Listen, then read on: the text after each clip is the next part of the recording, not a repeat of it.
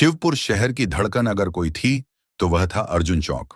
शहर के कोने में बसा यह चौराहा दिन भर धूल, धुएं और गाड़ियों के शोर में नहाया रहता था। यहीं से पूरे शहर के लिए अनाज, सब्जी और बाकी जरूरी सामान से भरे ट्रक गुजरते थे। कहते थे कि अर्जुन चौक अगर एक दिन के लिए रुक जाए तो शिवपुर के आधे घरों में चूल्हा ना जले। लेकिन इस चौराहे की एक और पहचान थी जो हर ट्रक वाले, हर ऑटो वाले की जुबान पर थी। पर दिल के अंदर दबी हुई यह पहचान थी वसूली की। अर्जुन चौक और उससे जुड़ने वाले हर नाके पर पुलिस की तैनाती थी। कागजों में यह तैनाती ट्रैफिक कंट्रोल और अपराध रोकने के लिए थी, लेकिन असलियत में यह एक खुली लूट का अड्डा था। हर गाड़ी, चाहे वह ट्रक हो, टेम्पो हो या फिर कोई छोटा मोटा ऑटो हो, उसे यहां से गुजरने की कीमत चुकानी पड़ती थी। सिस्टम बड़ा सीधा साधा था। एक हवलदार हाथ में डंडा लिए ट्रक के सामने आता। ड्राइवर खामोशी से खिड़की से एक हाथ से नोट बाहर निकालता। हवलदार नोट जेब में रखता और डंडे से जाने का इशारा कर देता। कोई बहस नहीं, कोई सवाल नहीं। इसे खर्चा पानी, चाय, नाश्ता या कभी कभी प्यार से गुप्ता जी का हफ्ता कहा जाता था। गुप्ता जी उस इलाके के थानेदार थे जिनका पेट शायद ही कभी भरता था। रकम छोटी नहीं थी। एक एक ट्रक से 100 से 200 और दिन भर में हजारों गाड़ियां। हिसाब लगाया जाए तो रोज लाखों की अवैध कमाई सीधे पुलिस की जेब में जा रही थी। यह पैसा नीचे से ऊपर तक, कांस्टेबल से लेकर बड़े साहबों तक एक तय सिस्टम से बंटता था। जनता सब देख रही थी। सब्जी वाले, चाय वाले और वहां से गुजरने वाले आम लोग, सबकी आंखों में एक बेबसी थी। डर ऐसा था कि कोई मुंह खोलने की हिम्मत नहीं करता था। सब जानते थे कि पुलिस से पंगा लेने का मतलब है अपनी रोजी रोटी पर लात मारना। कई बार किसी नए ड्राइवर ने सवाल करने की कोशिश की तो उसे ऐसा सबक सिखाया गया कि बाकी लोगों की हिम्मत भी टूट गई। थाने में बंद करके मारना, गाड़ी के कागजात फाड़ देना या झूठे केस में फंसा देना, यह सब आम बात थी। शिवपुर में इंसाफ एक मजाक बनकर रह गया था, और इस मजाक के सबसे बड़े किरदार वो थे जिनके कंधों पर इंसाफ की जिम्मेदारी थी। शहर सोता था, जागता था, लेकिन अर्जुन चौक पर वसूली का यह घिनौना खेल 24 घंटे चलता रहता था। एक दिन शिवपुर के पुलिस हेडक्वार्टर में एक नई जीप आकर रुकी। उससे एक महिला अधिकारी उतरी। सीधी सपाट वर्दी, कंधों पर चमकते सितारे, आंखों में एक ऐसी तेजी जो सामने वाले का दिल पढ़ ले, और चेहरे पर जरा भी मुस्कान नहीं। वो थी आईपीएस साक्षी राठौड़। साक्षी का नाम पुलिस डिपार्टमेंट में नया नहीं था। उनकी पिछली पोस्टिंग में उन्होंने शराब माफिया की कमर तोड़ दी थी और उससे पहले एक बड़े नेता के बेटे को सलाखों के पीछे पहुंचाया था। उनके काम करने का तरीका सीधा था। न वह किसी से डरती थी, न किसी के आगे झुकती थी। जहां भी जाती अपराधियों के लिए खौफ और ईमानदार लोगों के लिए उम्मीद लेकर आती। शिवपुर में उनकी पोस्टिंग की खबर ने ही कई बड़े अफसरों की नींद उड़ा दी थी। उन्हें पता था कि यह वह अधिकारी नहीं है जो चुपचाप बैठकर सिस्टम का हिस्सा बन जाएंगी। साक्षी ने चार्ज लेने के पहले हफ्ते में कुछ नहीं किया। वह बस अपनी जीप में बैठकर शहर का चक्कर लगाती, खासकर अर्जुन चौक के आसपास। वह दूर से देखती कि कैसे ट्रैफिक के नाम पर ट्रकों को रोका जाता है, कैसे ड्राइवर चुपचाप पैसे देता है और कैसे पुलिस वाला बेशर्मी से अपनी जेब भरता है। सब कुछ उनकी आंखों के सामने हो रहा था, एक खुली किताब की तरह। लेकिन वह जानती थी कि सिर्फ देखने से कुछ नहीं होगा। सबूत चाहिए, ठोस सबूत। और सबसे बड़ी मुश्किल यह थी कि इस खेल में खिलाड़ी भी वहीं थे और अंपायर भी वहीं। पुलिस डिपार्टमेंट के अपने ही लोग इस घिनौने धंधे में शामिल थे। जो कुछ ईमानदार अफसर और सिपाही बचे भी थे, वह इतने डरे हुए थे कि मुंह खोलने को तैयार नहीं थे। साक्षी ने अपने ऑफिस में बैठकर कई रातें गुजार दी। वह सोचती थी, इन पर हाथ कैसे डालूं? अगर मैंने सीधे एक्शन लिया तो यह लोग सबूत मिटा देंगे, गवाह कोई मिलेगा नहीं, और ऊपर बैठे इनके आका मुझे किसी झूठे केस में फंसाकर ट्रांसफर करवा देंगे।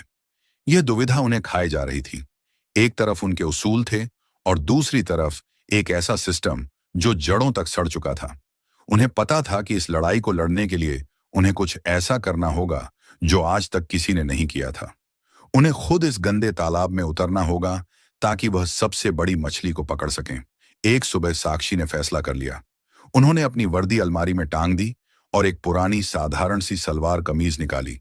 सिर पर एक लंबा सा दुपट्टा ओढ़ा जिससे उनका चेहरा आधा छिप जाए। हाथ में एक कपड़े का थैला लिया जिसमें कुछ सब्जियां रखी, और उसके नीचे छुपा दिया एक छोटा सा मोबाइल जिसका कैमरा चालू था। वो अब आईपीएस साक्षी राठौड़ नहीं थी। वो एक आम औरत थी जो शायद बाजार से घर लौट रही थी। वो एक ऑटो में बैठी और अर्जुन चौक से थोड़ा पहले उतर गई। वहां से वह पैदल चलने लगी, बिल्कुल एक आम नागरिक की तरह।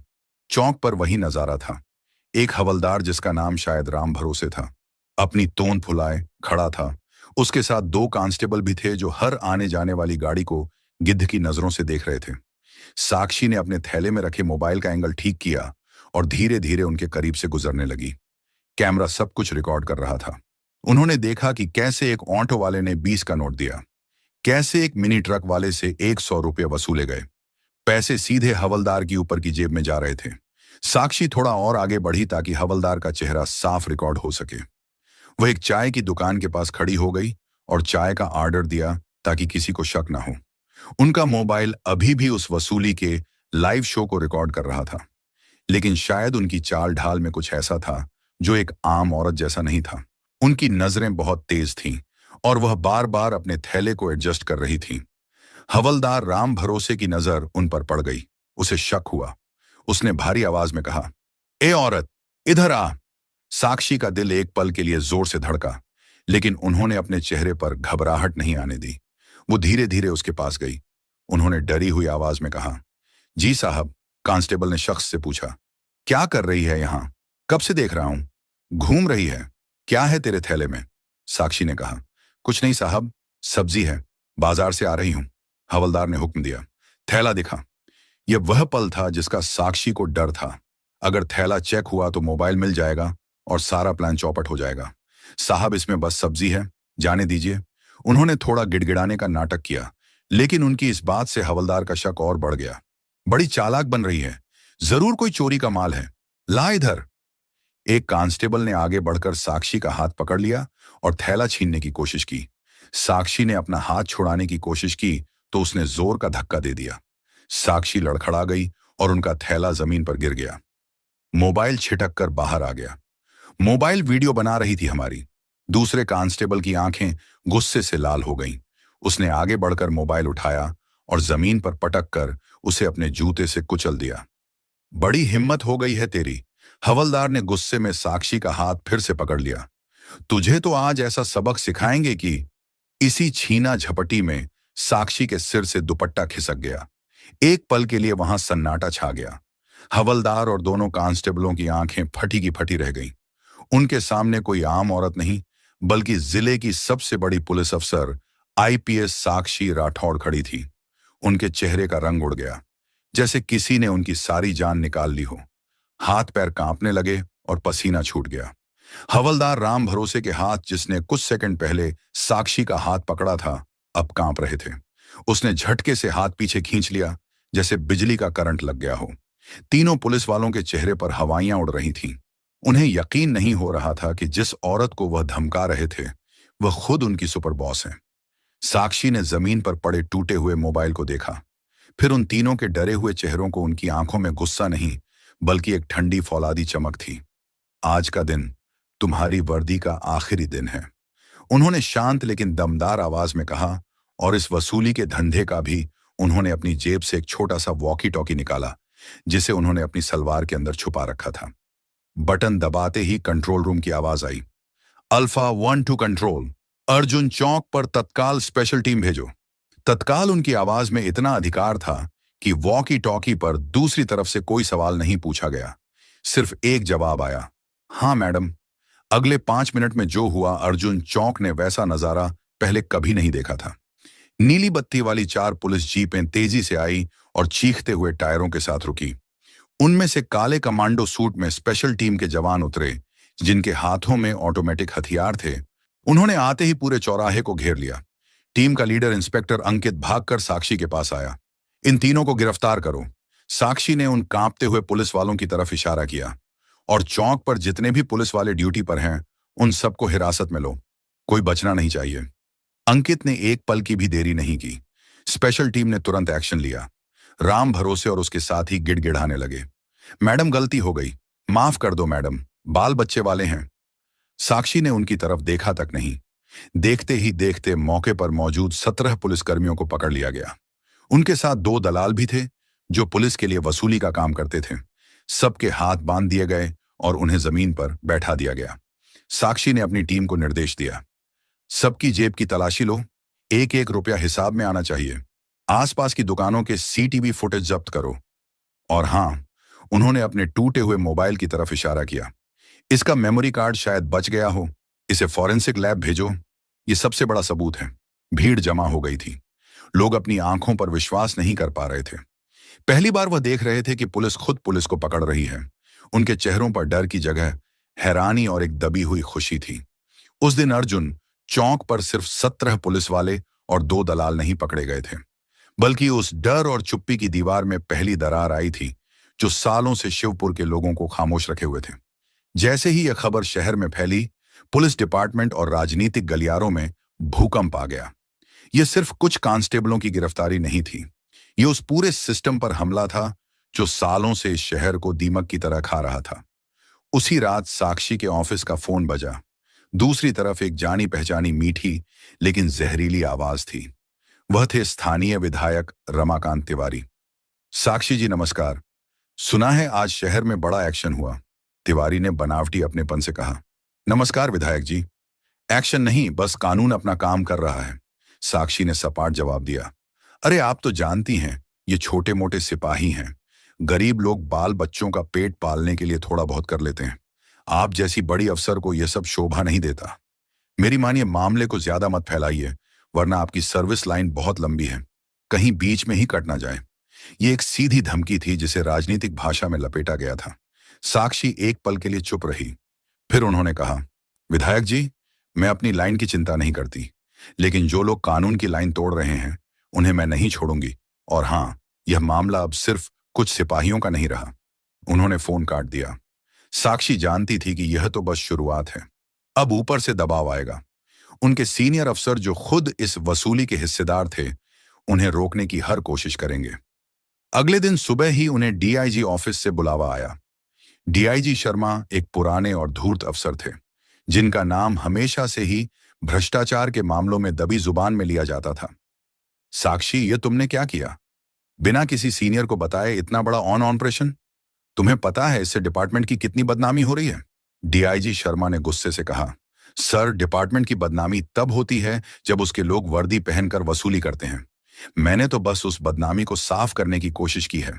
साक्षी ने बिना डरे जवाब दिया, रिपोर्ट बनाओ और फाइल बंद करो। उन सिपाहियों को सस्पेंड कर दो। मामला खत्म, डीआईजी ने आदेश दिया। नहीं सर, यह मामला अब बंद नहीं होगा, यह अब खुलेगा। यह कहकर साक्षी उनके ऑफिस से बाहर आ गई। अब लड़ाई सीधी हो चुकी थी। साक्षी ने अपने सबसे भरोसेमंद अफसरों की एक गुप्त मीटिंग बुलाई, जिसमें इंस्पेक्टर अंकित भी शामिल था। अब वो लोग हमें रोकने के लिए हर हथकंडा अपनाएंगे, साक्षी ने कहा। हमारे पास जो भी सबूत हैं, उन्हें जनता और मीडिया के सामने लाना होगा। अगर जनता हमारे साथ खड़ी हो गई तो यह नेता और अफसर हमारा कुछ नहीं बिगाड़ पाएंगे। प्लान तैयार था। अगले दिन साक्षी ने एक प्रेस कॉन्फ्रेंस बुलाई। उन्होंने मीडिया के सामने वह सारे सबूत पेश कर दिए। सीसीटीवी फुटेज जिसमें पुलिस वाले पैसे ले रहे थे, दलालों के कबूलनामे के वीडियो और गिरफ्तार पुलिस वालों की जेब से मिले हजारों रुपयों का ब्यौरा। उन्होंने टूटे हुए मोबाइल की कहानी भी बताई और कहा, जब एक आईपीएस अफसर के साथ सड़क पर यह हो सकता है, तो सोचिए आम आदमी का क्या हाल होता होगा। यह प्रेस कॉन्फ्रेंस एक धमकी की तरह थी। खबर टीवी चैनलों पर चलने लगी, अखबारों के पहले पन्ने पर छप गई। सोशल मीडिया पर हम साक्षी के साथ हैं ट्रेंड करने लगा। आम लोग जो कल तक डर के मारे चुप थे, अब साक्षी के समर्थन में बोलने लगे। शिवपुर के लोगों को सालों बाद एक ऐसी आवाज मिली थी जिस पर वह भरोसा कर सकते थे। साक्षी ने सिस्टम पर सीधा वार किया था और अब पूरा शहर उनके पीछे खड़ा था।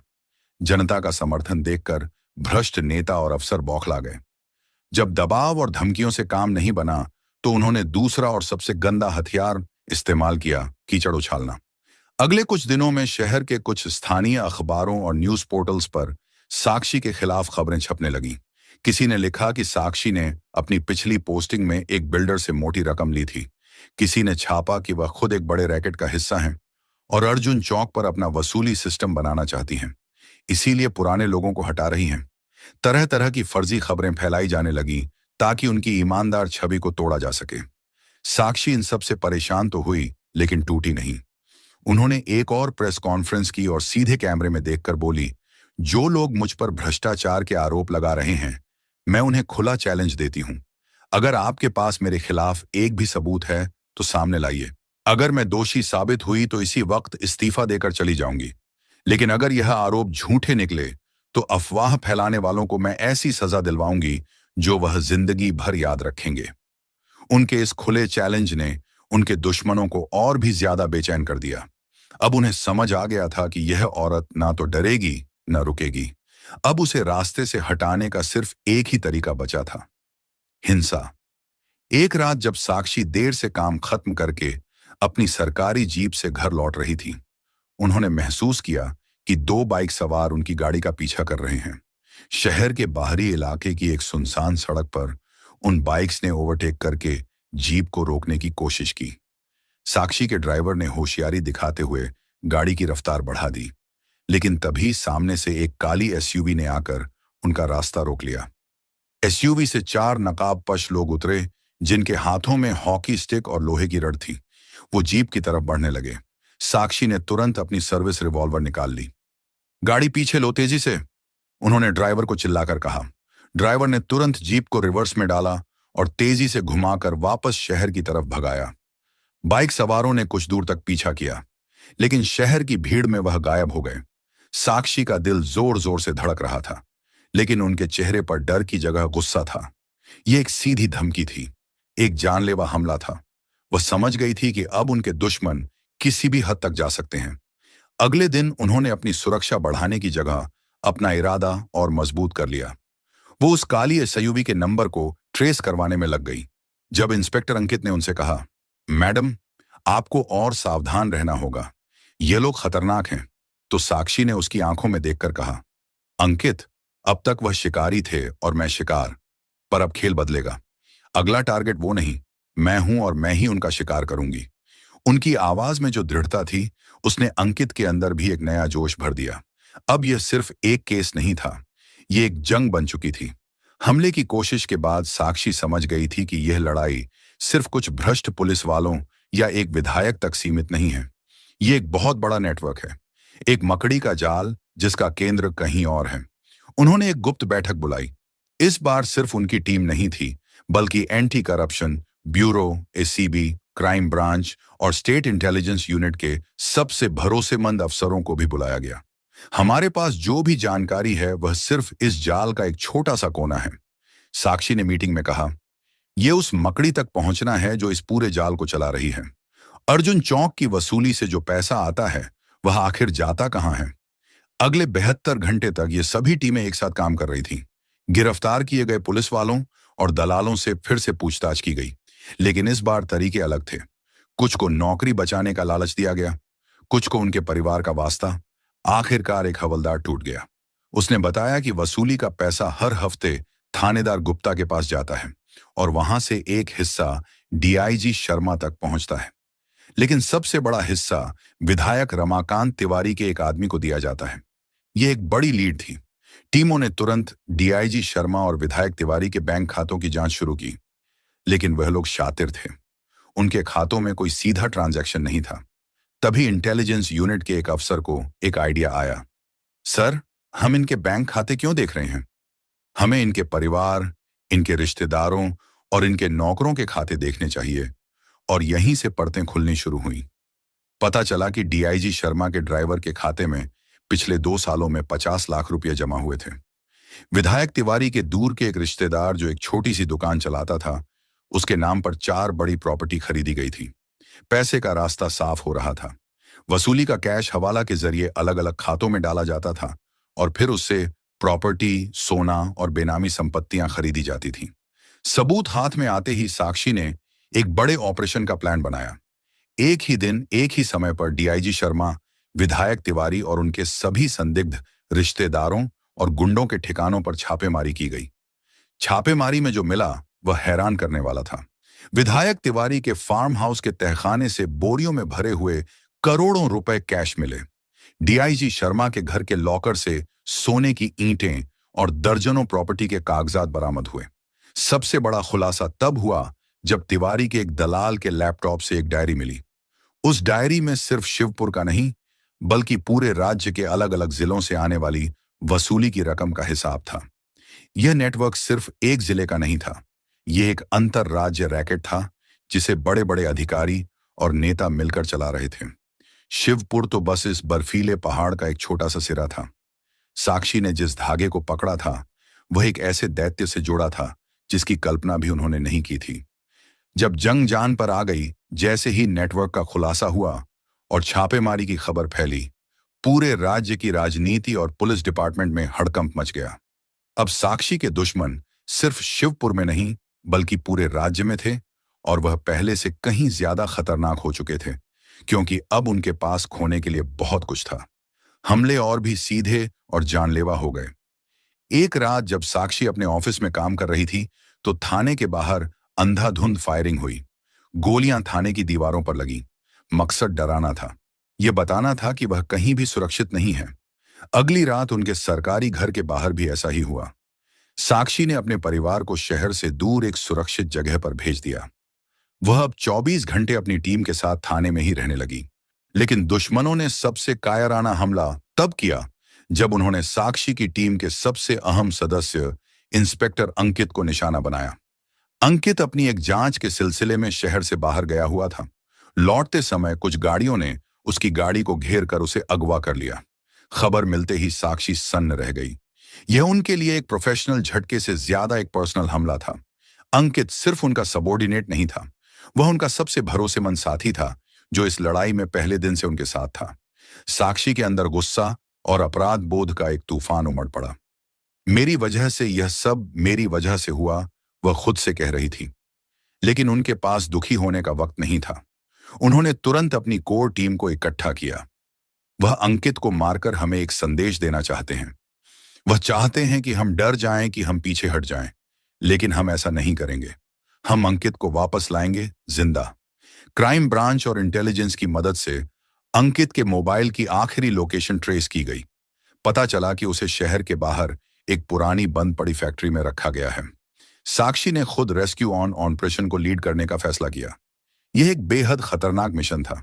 उन्हें पता था कि वहां दर्जनों हथियार बंद बदमाश होंगे। रात के अंधेरे में साक्षी और उनकी टीम ने उस फैक्ट्री को चारों तरफ से घेर लिया। उन्होंने चालाकी से काम लिया। पहले फैक्ट्री की बिजली काट दी गई, जिससे अंदर भगदड़ मच गई। फिर स्मोक ग्रेनेड का इस्तेमाल करके धुएं का पर्दा बनाया गया। इस अफरा तफरी का फायदा उठाकर साक्षी और उनकी टीम अंदर घुस गई। अंदर गोलीबारी हुई, लेकिन साक्षी की टीम ज्यादा प्रशिक्षित और तैयार थी। उन्होंने एक एक करके बदमाशों को ढेर कर दिया। एक अंधेरे कमरे में अंकित एक कुर्सी से बंधा हुआ मिला। उसके चेहरे पर चोट के निशान थे, लेकिन वह जिंदा था। अंकित को छुड़ाने के बाद साक्षी ने कंधे पर हाथ रखा। मैंने कहा था मैं तुम्हें वापस लाऊंगी। अंकित की आंखों में आंसू थे, लेकिन वह गर्व के आंसू थे। इस घटना ने साक्षी को तोड़कर और भी ज्यादा मजबूत बना दिया था। उनका चेहरा पत्थर की तरह सख्त हो चुका था। उन्होंने मन ही मन कसम खाई, अब कोई रहम नहीं होगा, अब कोई पीछे हटने का सवाल ही नहीं उठता। इस खेल को मैंने शुरू नहीं किया था, लेकिन इसे खत्म मैं ही करूंगी। अंकित के अपहरण और बचाव ने इस जंग को निर्णायक मोड़ पर ला खड़ा किया था। साक्षी को पता चल गया था कि इस नेटवर्क का सरगना, जो अब तक पर्दे के पीछे था, अब खुलेआम खेल रहा है, और वह कोई और नहीं बल्कि विधायक रमाकांत तिवारी ही था। छापेमारी में मिले सबूत और अब यह हमला, सब कुछ उसी की तरफ इशारा कर रहा था। साक्षी ने अपनी सबसे बड़ी और आखिरी लड़ाई की तैयारी शुरू की। इस ऑपरेशन को नाम दिया गया ऑपरेशन न्याय। प्लान यह था कि एक ही रात में, एक ही समय पर तिवारी से जुड़े 6 मुख्य ठिकानों पर एक साथ रेड की जाएगी। इन ठिकानों में उसके हथियार रखने का गोदाम, ड्रग्स छिपाने की जगह और हवाला का ऑफिस शामिल था। लेकिन सबसे बड़ा और सबसे अहम ठिकाना था शहर के बाहर बना तिवारी का आलीशान फार्म हाउस। इंटेलिजेंस की रिपोर्ट के मुताबिक तिवारी ही खुद वहीं छुपा हुआ था, और उसने उस फार्म हाउस को एक किले में तब्दील कर दिया था, जिसके चारों तरफ प्राइवेट गार्ड्स का पहरा था। साक्षी ने तय किया कि वह खुद फार्म हाउस वाली टीम को लीड करेंगी। आधी रात का वक्त था। चारों तरफ घना अंधेरा और सन्नाटा। साक्षी और उनकी स्पेशल कमांडो टीम ने फार्म हाउस को चुपचाप घेर लिया। सभी टीमें अपनी पोजीशन पर हैं। साक्षी ने अपने वॉकी टॉकी पर धीरे से पूछा, यस मैडम। 6 अलग अलग जगहों से एक साथ जवाब आया, गो। साक्षी का आदेश मिलते ही पूरे शहर में एक साथ ऑपरेशन न्याय शुरू हो गया। फार्म हाउस पर साक्षी की टीम ने जैसे ही गेट की तरफ बढ़ना शुरू किया, अंदर बैठे गार्ड्स ने फायरिंग शुरू कर दी। रात का सन्नाटा गोलियों की आवाज से गूंज उठा। पुलिस और गार्ड्स के बीच एक भीषण मुठभेड़ शुरू हो गई। साक्षी ने कवर लिया और अपनी टीम को निर्देश दिए, टीम अल्फा दाहिनी तरफ से घेरो, टीम ब्रावो मेरे साथ रहो, हमें मेन बिल्डिंग तक पहुंचना है। गोलियों की बौछार के बीच साक्षी और उनकी टीम दीवार फांद कर अंदर घुस गई। फार्म हाउस के अंदर का नजारा किसी जंग के मैदान जैसा था। चारों तरफ गोलीबारी और चीख पुकार। साक्षी किसी शेरनी की तरह लड़ रही थी। उन्होंने खुद 2 गार्ड्स को ढेर किया और अपनी टीम के साथ मेन बिल्डिंग के दरवाजे तक पहुंच गई। दरवाजा अंदर से बंद था। साक्षी ने चिल्लाकर कहा, दरवाजा तोड़ दो। कमांडो ने एक छोटे से धमाके से दरवाजे को उड़ा दिया। अंदर का हॉल खाली था। तिवारी वहां नहीं था। वो ऊपर है या फिर बेसमेंट में, अंकित ने कहा। साक्षी और उनकी टीम सीढ़ियों से ऊपर की तरफ भागी। ऊपर एक कमरे में रमाकांत तिवारी अपने कुछ गुंडों के साथ छिपा हुआ था। उसने साक्षी को देखते ही उन पर गोली चलाई, लेकिन निशाना चूक गया। इससे पहले कि वह दोबारा फायर कर पाता, अंकित ने उसके हाथ पर गोली मारकर उसकी पिस्तौल गिरा दी। कुछ ही पलों में तिवारी और उसके सारे गुंडे जमीन पर थे और उनके हाथों में हथकड़ियां थीं। तिवारी, जो कुछ देर पहले तक राज्य का सबसे ताकतवर आदमी था, अब हथकड़ियों में सिर झुकाए खड़ा था। साक्षी ने उसकी आंखों में देखकर कहा, खेल खत्म विधायक जी। उसी समय बाकी जगहों से भी कामयाबी की खबरें आने लगीं। भारी मात्रा में हथियार, ड्रग्स और कैश बरामद हुआ था। जब सुबह तिवारी और उसके पूरे नेटवर्क की गिरफ्तारी की खबर शहर में फैली, तो जैसे एक त्योहार का माहौल बन गया। लोग सड़कों पर निकल आए, ढोल बजाने लगे, मिठाइयां बांटने लगे। सोशल मीडिया पर साक्षी के नाम की बाढ़ आ गई। शिवपुर के लोगों ने पहली बार सच में न्याय को जीतते हुए देखा था। गिरफ्तारी के बाद असली लड़ाई कोर्ट रूम में शुरू हुई। रमाकांत तिवारी और उसके साथियों ने देश के सबसे महंगे और चालाक वकीलों को खड़ा कर दिया। उनकी रणनीति साफ थी, सबूतों को झूठा साबित करना, गवाहों को डराना धमकाना और केस को जितना हो सके लंबा खींचना। वकीलों ने कोर्ट में हर तरह की चालें चली। उन्होंने कहा कि सीसीटीवी फुटेज से छेड़छाड़ की गई है, गवाहों को पुलिस ने डराकर बयान दिलवाए हैं और छापेमारी में मिला कैश और सामान साक्षी ने खुद रखवाया है। उन्होंने साक्षी के चरित्र पर भी कीचड़ उछालने की कोशिश की, लेकिन साक्षी और उनकी टीम ने पूरी तैयारी कर रखी थी। हर सबूत को फॉरेंसिक जांच से पुख्ता किया गया था। हर गवाह को पुलिस सुरक्षा दी गई थी। साक्षी ने कोर्ट में पेश होने से पहले हजारों पन्नों की चार्जशीट को शब्द बाई शब्द पढ़ा था। जब साक्षी गवाही देने के लिए कटघरे में खड़ी हुई, तो पूरे कोर्ट रूम में सन्नाटा छा गया। तिवारी के वकील ने उनसे घंटों तक उल्टे सीधे सवाल पूछे, उन्हें उकसाने की कोशिश की, उन्हें थकाने की कोशिश की। वकील ने पूछा, मिस राठौर, क्या यह सच नहीं है कि आप विधायक जी से व्यक्तिगत दुश्मनी रखती हैं? साक्षी ने शांति से जवाब दिया, मेरी दुश्मनी किसी व्यक्ति से नहीं, अपराध से है। आपके पास क्या सबूत है कि यह पैसा वसूली का ही है? मेरे पास सिर्फ सबूत नहीं, मेरे पास उन हजारों ट्रक ड्राइवरों और ऑटो वालों की खामोश चीखें हैं जिन्हें सालों तक लूटा गया। मेरे पास उन ईमानदार पुलिस वालों की बेबसी है जो इस सिस्टम के आगे चुप थे। और मेरे पास वो टूटे हुए मोबाइल का मेमोरी कार्ड है जिसमें आपके क्लाइंट के गुंडे एक आईपीएस ऑफिसर से भी वसूली करने से नहीं डर रहे थे। साक्षी की हर बात में सच्चाई और आत्मविश्वास था। उन्होंने एक एक करके डिफेंस की हर दलील को काट दिया। महीनों तक केस चला, लेकिन अंत में सच झूठ पर भारी पड़ा। जज ने जब अपना फैसला सुनाना शुरू किया, तो कोर्ट खचाखच भरा हुआ था। तमाम सबूतों और गवाहों के बयानों को मद्देनजर रखते हुए यह अदालत इस नतीजे पर पहुंची है कि रमाकांत तिवारी, डीआईजी शर्मा और उनके सभी 25 साथी एक संगठित अपराध नेटवर्क चलाने, भ्रष्टाचार, हत्या के प्रयास और कई अन्य संगीन मामलों में दोषी पाए जाते हैं। जज ने एक पल का विराम लिया और फिर कहा, अदालत इन सभी दोषियों को आजीवन कारावास की सजा सुनाती है। फैसला सुनते ही तिवारी और उसके साथी सन्न रह गए। वहीं कोर्ट के बाहर खड़ी भीड़ में खुशी की लहर दौड़ गई। लोग चिल्लाने लगे, न्याय हुआ, न्याय हुआ, साक्षी राठौड़ जिंदाबाद। उस दिन शिवपुर के लोगों का कानून पर खोया हुआ विश्वास वापस लौट आया था। उन्होंने देख लिया था कि अगर एक इंसान भी ईमानदारी और हिम्मत से खड़ा हो जाए, तो बड़े से बड़े अन्याय के साम्राज्य को मिटाया जा सकता है। कोर्ट से बाहर निकलते हुए साक्षी को हजारों लोगों की भीड़ ने घेर लिया। लोग उन पर फूल बरसा रहे थे, मालाएं पहना रहे थे। कुछ बूढ़ी औरतें उनके सिर पर हाथ रखकर आशीर्वाद दे रही थीं। छोटे छोटे बच्चे आकर उनके हाथ चूम रहे थे। साक्षी का मन थक चुका था, शरीर जवाब दे रहा था, लेकिन उनके दिल में एक गहरा सुकून था।